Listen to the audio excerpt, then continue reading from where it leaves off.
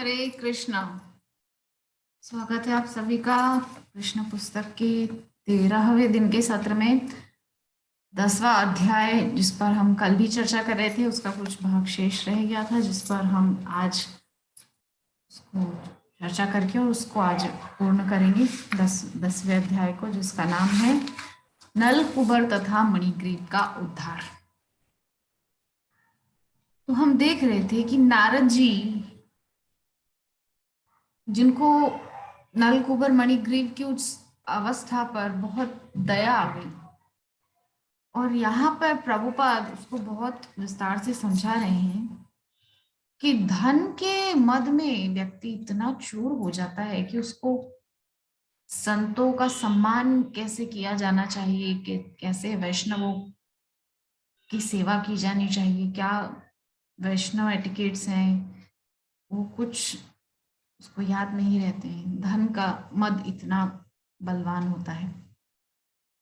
तो यहाँ प्रभुपाद कह रहे हैं कि इसके विपरीत जो गरीब व्यक्ति होता है वो इतना सरल होता है, और ऐसे गरीब लोगों के घरों में साधु संतों को जाने में जरा भी हिचकिचाहट नहीं होती। बड़ी आसानी से साधु संत उन लोगों के घरों में जा पाते हैं, क्योंकि उनको सहज लगता है। और इसके विपरीत अमीरों के घर में जाकर के साधु संत भी कहीं ना कहीं सोचते हैं कि क्या पता क्या सही से सत्कार करेंगे भी या नहीं। अगर अपमान कर दिया तो हमारा तो कुछ नहीं बिगड़ेगा, इनका ही वैष्णव अपराध हो जाएगा। तो इसलिए जो है साधु संत अमीरों के घर जाने से बचते हैं, कतराते हैं, और गरीबों के घर में बड़ी आसानी से चले जाते हैं। यहाँ प्रभुपाद यही कह रहे हैं कि गरीबी का दूसरा लाभ यह है कि साधु पुरुष किसी गरीब के घर में सरलता से प्रवेश कर सकता है। गरीब व्यक्ति साधु पुरुष की संगति का लाभ उठा सकता है। अधिक ऐश्वर्यवान व्यक्ति किसी को अपने घर में नहीं घुसने देता। आजकल हम देखते हैं कि अमीरों के घर के बाहर एक तख्ती लगी रहती है, लोहे की तख्ती होती है ना, जिसपे जैसे नेम प्लेट होता है वैसे एक होता है, प्लेट लगा रहता है, उस पर एक पॉइंट, एक लिखा रहता है सेंटेंस कि कुत्तों से सावधान। अब समझ में ये नहीं आता है कि जो बाहर कुत्ते हैं उनसे, जो घर में कुत्ते हैं उनसे, किससे सावधान रहना है। तो ये हालत है आजकल के सो कॉल्ड धनिकों की, तथागत कथित धनिकों की, जो अपने घरों के बाहर कुत्ते लगा छोड़ते हैं ताकि घर में कोई घुस ना सके। तो ये ही समस्या है कि धनिकों के घर में संत घुसने से कतराते हैं, क्योंकि वो तो कुत्तों को लगा रखते हैं ना अपने दरवाजे पे। वरन गरीब खुद उठकर आता है, साधु को देख करके खुद उठकर आता है, स्वागत करता है, भली भांति सत्कार करता है उनका। इस प्रकार से हम कल भी इस विषय पर चर्चा कर रहे थे कि किस प्रकार मदांध होकर के, धन के मद में अंधे होकर के नल कुबर मणिग्रीव नारद जी के प्रति अपराध कर बैठे।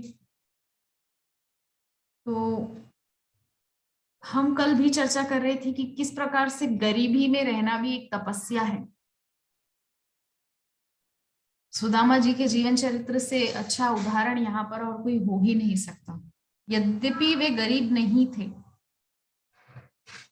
एक होता है दरिद्र और एक होता है गरीब। ना तो वो गरीब थे और ना दरिद्र थे,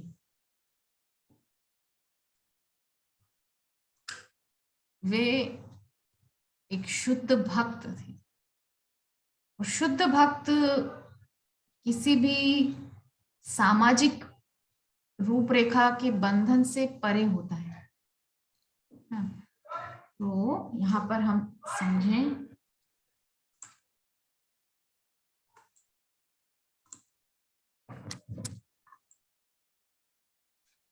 कि जो गरीबी है वो एक तरीके की तपस्या है। और रूपरेखा हम यहाँ पर इस प्रारूप को हम समझें कि नारद जी असल में क्या कर रहे हैं। नारद जी को दया आ गई है, यद्यपि उनके पास बहुत धन है किंतु धन के मद में अंधे हो चुके हैं। कुबेर के दोनों पुत्र नलकुबर और मणिपुर। यहाँ प्रभुपाद बता रहे हैं कि गरीब अमीरों की अपेक्षा कितना सहज और सरल होता है। तो गृहस्थ जो गृह कार्यों में व्यस्त रहने के कारण आध्यात्मिक उन्नति के विषय में सामान्यतः सब कुछ भूला रहता है, साधु पुरुष की संगति से लाभ उठा सकता है। तो हम सभी जानते हैं कि गृहस्थों को कहाँ समय होता है कि बैठ करके संतों की चरणों में बैठ करके थोड़ा सत्संग करें। आजकल की भाग दौड़ की जिंदगी, एक अंधी दौड़ में भागे जा रहे हैं सब। पता नहीं किस तरफ दौड़ी जा रही है दुनिया, क्या हासिल करने की इतनी दौड़ धूप लगी हुई है। असल में लक्ष्य सभी का केवल एक है, वो है कृष्ण से प्रेम। किंतु माया के जो पर्दे आ गए हैं बीच में, कुंती महारानी ने कहा है कि माया जवनिका छन्ना, कि हे भगवान ये जो माया का पर्दा है इसकी वजह से हम आपके असल स्वरूप को जो है ना पहचान नहीं पाते। मैं तो यही सोचती थी कि आप तो मेरे भैया के बेटे हैं, मेरे भतीजे हैं, मैं आपकी बुआ हूँ, और मेरे जो पुत्र हैं वो आपके भाई हैं, और मेरे पुत्रों के आप भाई लगते हो, और मेरे जो भैया हैं वो मेरे पुत्रों के मामा हैं। इस प्रकार से बस ये जो संबंधों का ये हेर फेर था बस मुझे यही समझ आता था। किंतु माया जवनिका छन्ना मतलब माया का पर्दा आपके संसर्ग में आने से जो है हट जाता है। तो माया का जो ये पर्दा है इसको आप हटा दीजिए। तो भगवान अपने प्रिय भक्तों के ऊपर से उस माया के पर्दे को हटा देते हैं। तो इसीलिए यद्यपि जो गृहस्थ होते हैं उनको तो कुछ समय नहीं होता कि साधु के संग करें, सत्संग करें। तो साधु पुरुष की संगति से लाभ उठा पाते हैं कौन? जो जान पाते हैं कि साधु संतों का संग करने से हमें जो माया का पर्दा है वो हट जाएगा। तो हम चर्चा कर रहे थे कि असल में सबका लक्ष्य है तो एक ही, कृष्ण को, यानी कि उस शाश्वत प्रेम को सब पाना चाहते हैं। कृष्ण क्या है? हम सबका शाश्वत प्रेम है। असल में हम पाना उसी को चाहते हैं, किंतु माया का पर्दा बीच में आने से हम ये नहीं जान पाते कि असल में हमको उस कृष्ण प्रेम को पाना है या इस भौतिक जगत को पाना है। इसी माया जवनिका को जवनिका मतलब पर्दा, कर्टेन। तो कुंती देवी उसी जवनिका यानी कि उस पर्दे को ही हटाने की बात कर रही है, क्योंकि तभी तो हम समझ पाएंगे कि हमारा असल लक्ष्य क्या है। और आजकल के जो भाग दौड़ भरी जिंदगी में जो जी रहे हैं उनके साथ यही समस्या है कि वो पर्दा है बीच में, वो भाग उसी तरफ रहे हैं, उसी प्रेम की तरफ, शाश्वत प्रेम की तरफ। किंतु पर्दा होने से वो समझ रहे हैं कि मुझे शाश्वत प्रेम इस संसार में मिलेगा।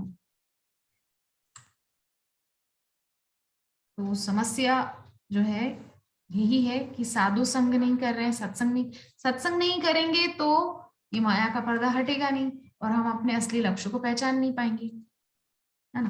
तो यदि लोग साधु पुरुषों तथा भगवत भक्तों की संगति से वंचित रहकर भौतिक ऐश्वर्य तथा झूठी प्रतिष्ठा से फूले रहे तो इससे क्या लाभ?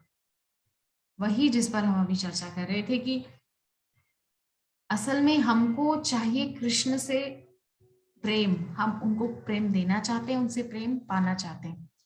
किंतु भगवत भक्तों की संगति हम जब तक नहीं करेंगे तो हमको तो यही लगेगा कि हमारा जीवन का लक्ष्य है बस यही, मकान बनाना, गाड़ी खरीदना, अच्छी 25-30 हजार, 50-60 हजार की एक जॉब हासिल करना, एक अच्छी लड़की या एक अच्छे लड़के से शादी करना, बच्चे पैदा करना, दैट्स इट। बस इतना ही हमारा लक्ष्य है। हम तो यही समझेंगे ना। कब तक? जब तक हमको सत्संग नहीं मिलता। जब सत्संग मिल जाएगा तो ये सब चीजें हो जाएंगी गौण, निम्न हो जाएंगी हमारे लिए। ये हो जाएंगी हमारे लिए लोअर प्रायोरिटी। टॉप प्रायोरिटी हमारे लिए रहेगी तब कृष्ण चरणों की प्राप्ति। तो तत्पश्चात नारद ऋषि ने सोचा कि यह उनका धर्म है कि इन देवताओं को वो ऐसी स्थिति में पहुंचा दें जहां वे भौतिक ऐश्वर्य तथा प्रतिष्ठा से झूठे ही गर्वित ना हो।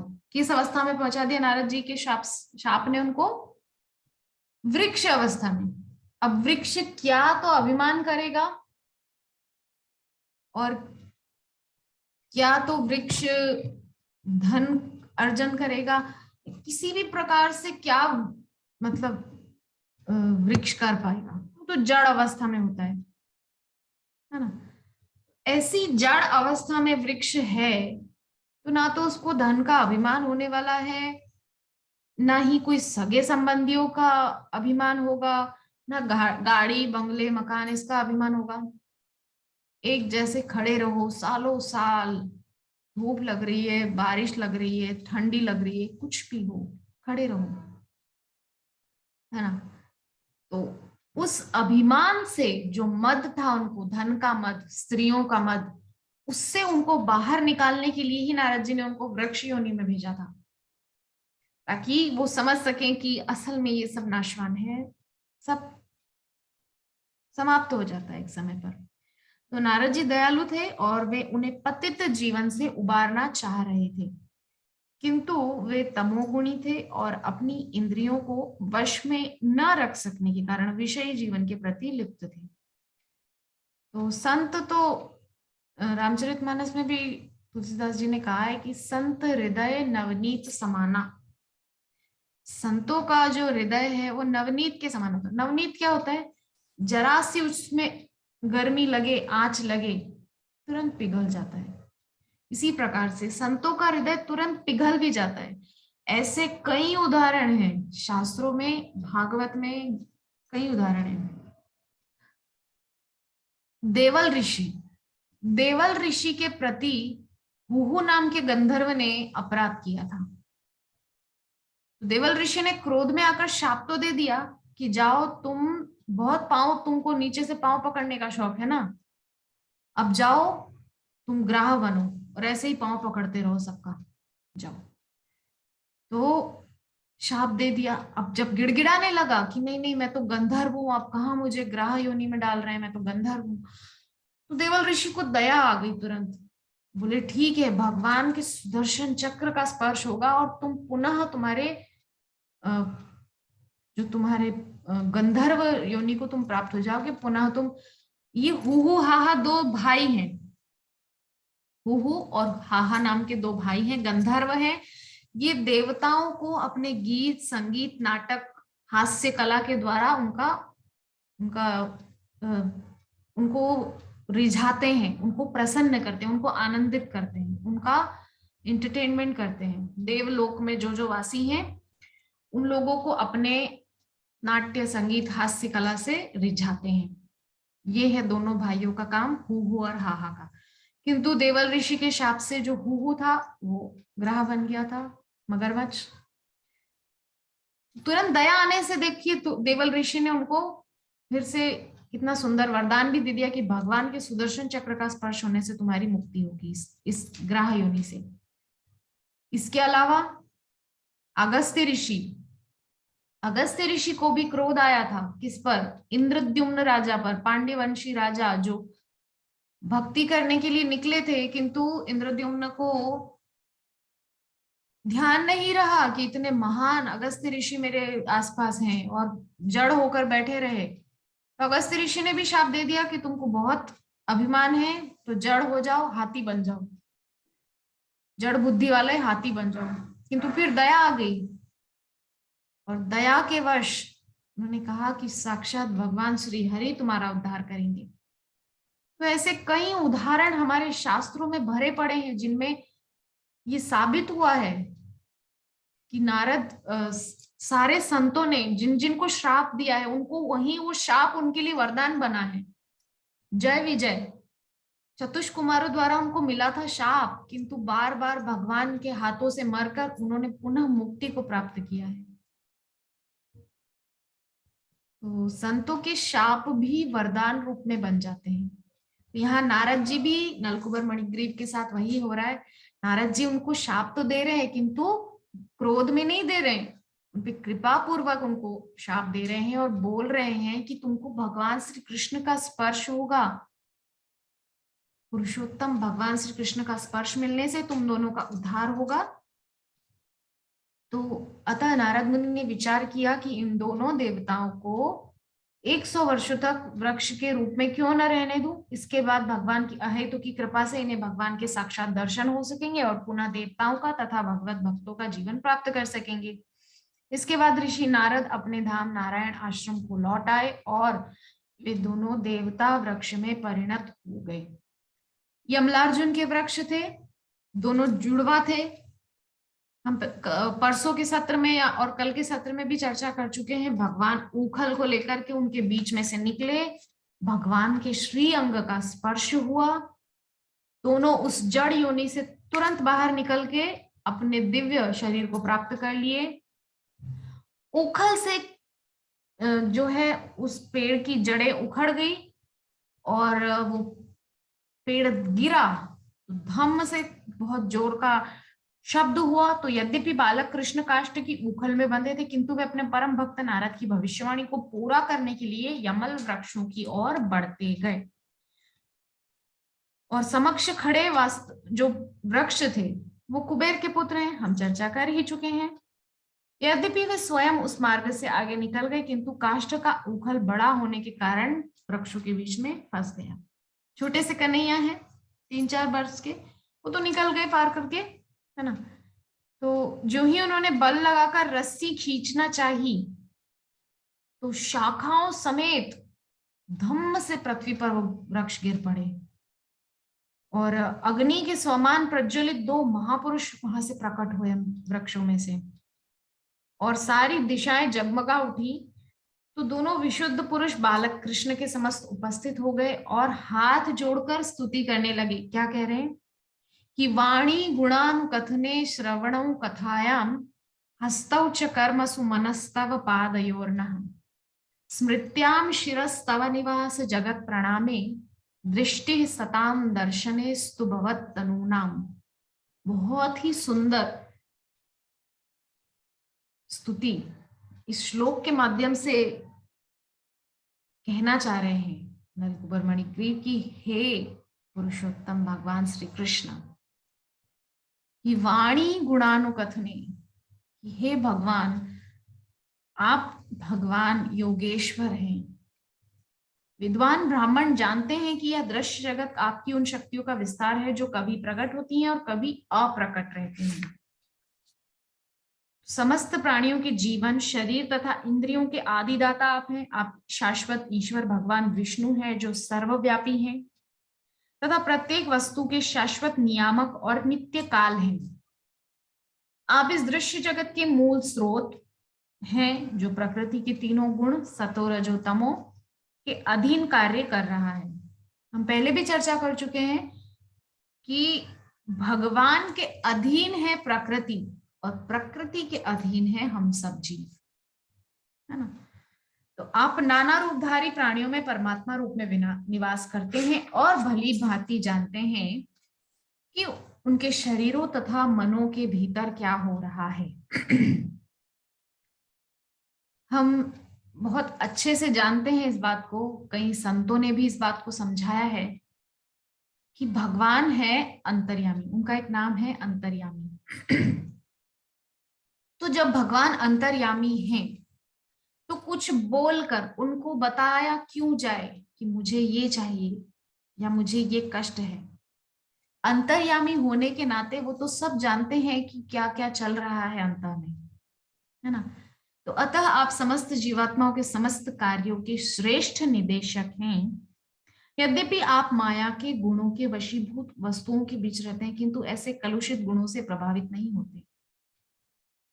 आज सुबह श्रीमद् भागवतम जो नित्य अध्ययन की करती हूँ, उसमें मैंने देखा तृतीय स्कंद में भगवान अपने अलग अलग रूपों से, जो विराट रूप है भगवान का, उस एक एक अलग अलग रूप से भगवान सृष्टि के एक एक जो तत्व हैं उसमें प्रविष्ट हो रहे हैं, किंतु फिर भी उससे भिन्न है, उसमें उससे अलग भी है, उसके अंदर समाहित भी है, उससे लिप्त नहीं है।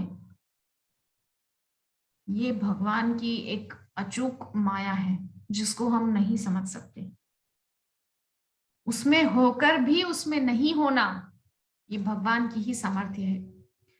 तो आगे कह रहे हैं नलकुबर मणिग्रीव कि आप परब्रह्म कहलाते हैं, जो अपनी अंतरंगा शक्तियों के कारण महिमा मंडित है। हम सभी जानते हैं भगवान जब कृष्ण रूप में आए तो जगह जगह अपनी अंतरंगा बहिरंगा शक्तियों का उपयोग करके उन्होंने अपनी लीलाओं का विस्तार किया है। हे भगवान वासुदेव, हम आपके चरण कमलों में सादर नमस्कार करते हैं। क्या कह रहे हैं कि वाणी गुणानुकथने, हमारी वाणी सदैव आपके गुणों का गान करती रहे। वाणी गुणानुकथने श्रवणों कथायाम, हमारे श्रवण केवल और केवल आपकी कथा सुनते रहें और कथा सुनने के लिए व्याकुल रहें। हस्तौ च कर्मसु मनस्तव पादयोर्नः, हाथ सदैव आपकी और आपके भक्तों की सेवा में लगे रहें। मन सदैव आपके चरण कमलों में ही लिपटा रहे, जैसे भंवरा नहीं कमल से लिपटा हुआ रहता है, ऐसे ही हम सदैव, हमारा मन सदैव आपके चरण कमलों से लिपटा रहे। स्तौ च कर्मसु मनस्तव पादयोर्नः, स्मृत्याम शिरस्तव निवास जगत प्रणामे, स्मृति में सदैव आप बने रहें। प्रहलाद जी भगवान जब सम्मुख प्रकट हो गए नृसिंह रूप से, तब भी उनसे क्या मांग रहे हैं? नृसिंहदेव ने बहुत कहा कि नहीं, हमारी इच्छा है, आप कुछ मांग लो प्रहलाद, हम देना चाहते हैं आपको सच में। तब क्या मांग रहे हैं प्रहलाद जी? कि मुझे आपसे कभी कुछ मांगने की इच्छा ही मेरे अंदर ना हो, बस ऐसा दे दो मुझे, आप केवल एक ही चीज दे दो कि मेरे अंदर आपका स्मरण बना रहे निरंतर। स्मरण भक्ति के आचार्य प्रहलाद जी, और स्मरण भक्ति के आचार्य पद पर होने के बावजूद वो भगवान से एक ही चीज मांग रहे हैं कि मैं सदैव आपका स्मरण करता रहूं। तो स्मृत्याम शिरस तव निवास जगत प्रणामी, मेरी स्मृति में सदैव आप बने रहें। शिरस्तव निवास जगत प्रणामी, आपके चरण कमलों में हमारा शीश सदैव झुकता रहे। दृष्टि सताम दर्शनेस्तु भवत तनूनाम, दृष्टि सदैव आपके दर्शन के लिए लालायित रहे। आपके उस अद्भुत श्री रूप, उस श्री अंग को देखने के लिए, उस सांवली सलोनी मूरत को देखने के लिए हमारे नेत्र सदैव लालायित रहें। बस आप ऐसी ही कृपा करो। पूर्ण रूपेण पूर्ण श्री अपने पूर्ण अंगी सेवा चाह रहे हैं, एक एक इंद्री से कृष्ण की सेवा करना चाह रहे हैं। नलकुबर मणिग्रीव चाहते हैं कि हमारी प्रत्येक इंद्री कृष्ण भक्ति में रमी रहे, सदैव कृष्ण के ही लिए काज करे, सब समय कृष्ण में ही लीन रहे, ये नलकुबर मणिग्रीव चाहते हैं। तो आगे कह रहे हैं कि जब नलकुबर मणिग्रीव ने अपनी स्तुति समाप्त की तो गोकुलाधीश बालकृष्ण, जो यशोदा द्वारा उलूख से बांधे गए थे, हंसे और बोले कि यह मुझे पहले से ज्ञात था कि तुम मेरे प्रिय भक्त नारद के द्वारा जो है इस जो तुम्हारी स्थिति थी, तुम सौंदर्य और ऐश्वर्य के मद में चूर थे, तुमको उस स्थिति से बाहर निकालने के लिए मेरे प्रिय भक्त नारद ने तुमको दयावश इस जगह पहुंचाया था। क्या कह रहे हैं भगवान कि नारद ने तुम दोनों को देवकुल के अद्वितीय सौंदर्य तथा ऐश्वर्य के कारण उत्पन्न गर्व की गर्हित स्थिति से उबारने के लिए अहेतु की दया प्रदर्शित की।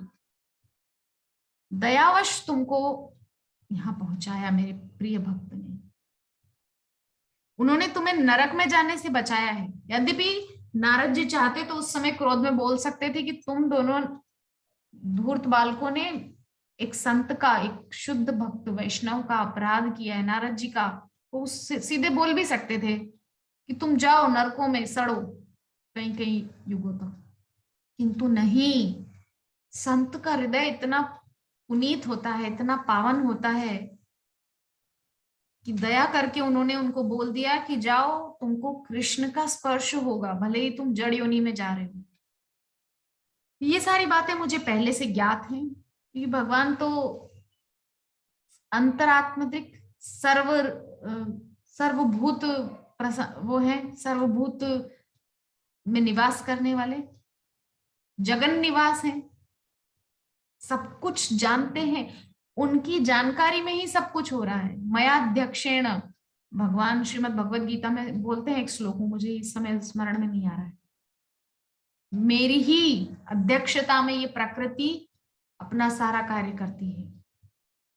तो भगवान की जानकारी के इतर तो कुछ काज हो ही नहीं सकता इस सृष्टि में। तो नारद जी ने जो वो शाप दिया वो भी मेरी जानकारी में ही था। तो तुम लोग भाग्यशाली हो कि उन्होंने न केवल तुम्हें शाप दिया, अपितु तुम दोनों ने उनके दर्शन भी किए। लो, भगवान यहाँ क्या कह रहे हैं? भगवान यहाँ अपने दर्शन की महिमा नहीं बखान रहे कि तुम्हें मेरा दर्शन हो गया, अब तुम्हारा उद्धार हो गया।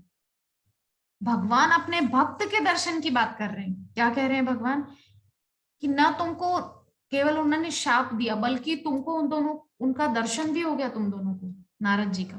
भगवान अपने भक्त के दर्शन की महिमा बखान रहे हैं। तो हमको भी, कुछ लोग होते हैं जो कहते हैं कि जब देखो जब ये इस्कॉन वाले, चोटी वाले, धोती कुर्ता पहने, किताबें लिए हाथों में घूमते रहते हैं, बस यहाँ से वहां जब देखो जब दिखते रहते हैं। तो जो लोग ऐसा सोचते हैं उनसे मेरा यही निवेदन है कि जहां आपको भक्तों का दर्शन हो, आप उनका सम्मान न कर सके तो कोई बात नहीं, किंतु उनका अपमान न कीजिए, क्योंकि इस वैष्णव अपराध का दंड बहुत भयंकर होता है। भगवान अपने दोषी को माफ कर सकते हैं, अपने भक्त के दोषी को माफ नहीं कर सकते। महाप्रभु ने इसको स्पष्ट किया है अपनी लीलाओं में। महाप्रभु का बहुत अपराध किया था जगाई माधई ने। बहुत बार महाप्रभु के साथ उन्होंने अनिष्ट किया, महाप्रभु की छवि को खराब करने का बहुत प्रयास किया उन्होंने नवद्वीप में, किंतु महाप्रभु ने उनको सीधा सीधा माफ कर दिया, बिल्कुल ध्यान नहीं दिया उनकी गलतियों पर।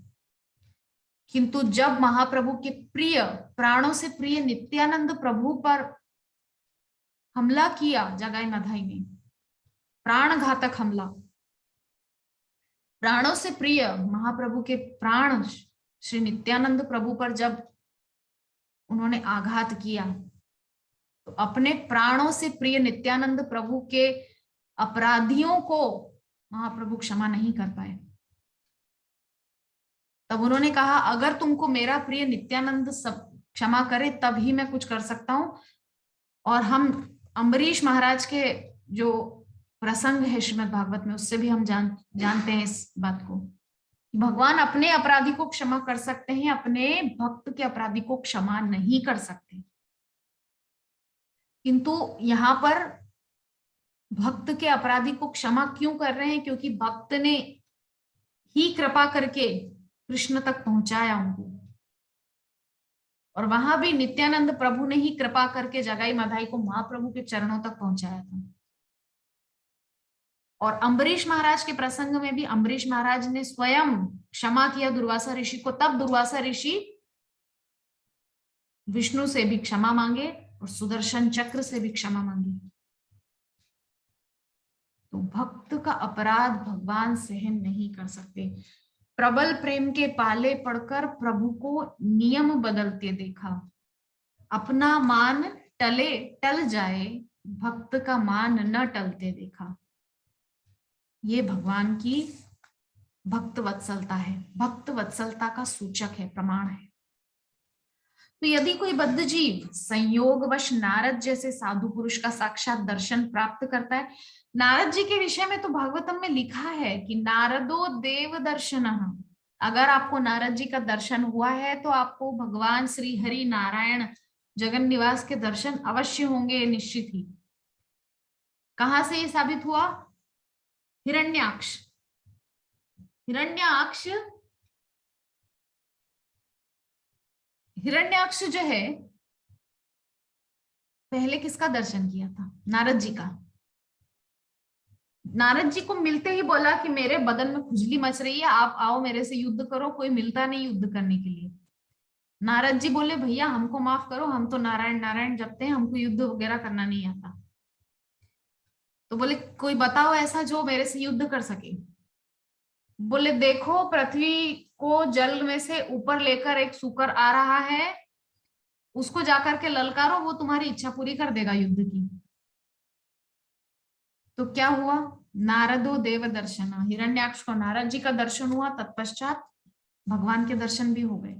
ध्रुव जी को नारद जी का दर्शन हुआ, तत्पश्चात भगवान भी मिल गए। प्रहलाद जी को नारद जी का दर्शन हुआ, तत्पश्चात भगवान भी मिल गए। ऐसे हजारों उदाहरण भरे पड़े हैं शास्त्रों में, पुराणों में। तो जो सदैव गंभीर और सब पर दयालु रहते हैं वह तुरंत ही मुक्त हो जाता है। नारद जी जिस पर दयालु हो जाए उसको भगवान अवश्य मिलेंगे। यहाँ प्रभुपाद ने इस बात को स्पष्ट कर दिया है। यह तो वैसा ही हुआ जैसे कोई सूर्य के पूर्ण प्रकाश में हो, तब किसी प्रकार का दृष्टि व्यवधान नहीं हो सकता। अतः हे नलकूबर तथा मणिग्रीव, अब तुम्हारा जीवन सफल हो गया है, क्योंकि तुम्हारे हृदय में मेरे प्रति उत्कृष्ट प्रेम उत्पन्न हो चुका है। किसकी कृपा से हुआ? नारद जी की कृपा से। इतना समय उस योनि में रहे ना, वृक्ष योनि में, तो सारा अहंकार चला गया उनका। अहंकार चला गया तो हुआ प्रेम का उदय हुआ, कृष्ण प्रेम का उदय हुआ। तो आगे कह रहे हैं श्री कृष्ण कि इस संसार में यह तुम्हारा अंतिम जन्म है, अब तुम अपने पिता के धाम स्वर्गलोक को जा सकते हो और भक्ति करते रहने के कारण तुम इसी जीवन में मुक्त हो सकोगे। इसके पश्चात उन दोनों ने भगवान की कई परिक्रमाएं की और पुनः पुनः प्रणाम करके वे वहां से चले गए और भगवान उसी प्रकार उखल से बंधे वहीं पर रहे। अब कब तक भगवान उखल से बंधे रहेंगे, कब मैया आकर के उनका उखल का बंधन खोलेगी, इन सब विषयों पर हम कल के सत्र में चर्चा करेंगे। तब तक के लिए हरे कृष्ण।